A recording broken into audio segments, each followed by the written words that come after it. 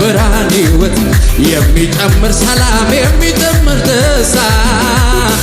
የክብር ዘመን ነው ከፊቴ ያለው መልካምን አዋጅን ያወጃለው ጨለማው አልፎ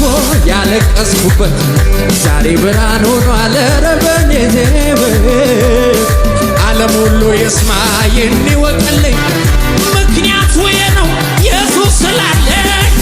ኢየሱስ አንተን በማመኔ አንተን በማመኔ አንተን በማመኔ ኢየሱስ